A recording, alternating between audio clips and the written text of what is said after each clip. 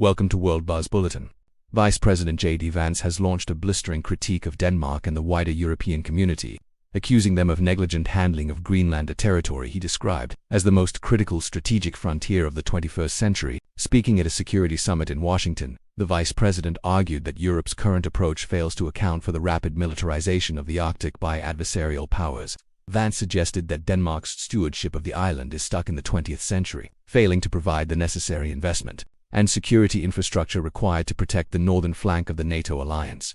The vice president's remarks have reignited a sensitive diplomatic debate regarding the future of Greenland, which is an autonomous territory within the Kingdom of Denmark. Washington has increasingly viewed the island not just as a neighbor, but as a vital hub for missile defense and rare earth mineral extraction.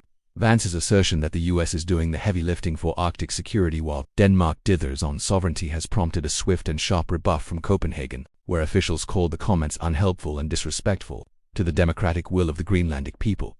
The escalating rhetoric highlights several deepening geopolitical tensions.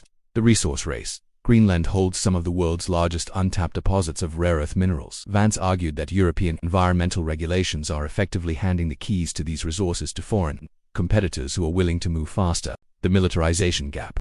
The U.S. has expressed frustration over the pace of upgrades to the Thule Air Base and other surveillance sites, with the vice president hinting that Washington may seek a more direct role in the island's defense if Denmark cannot meet its commitments. The sovereignty conflict. In Denmark and the Greenlandic capital of Nuuk, there is widespread resistance to any move that treats the island as a real estate transaction or a mere military outpost, with local leaders emphasizing their right to self-determination. As the High North becomes a primary theater for global competition, the vice president's comments signal that the administration is prepared to take a much more assertive and potentially confrontational posture with its European allies. While some analysts see this as a tactic to force higher defense spending from Denmark, others warn it could alienate the very partners the U.S. needs to maintain a stable Arctic. With Greenland's strategic importance only set to grow as polar ice recedes, the friction between Washington and Copenhagen appears far from over.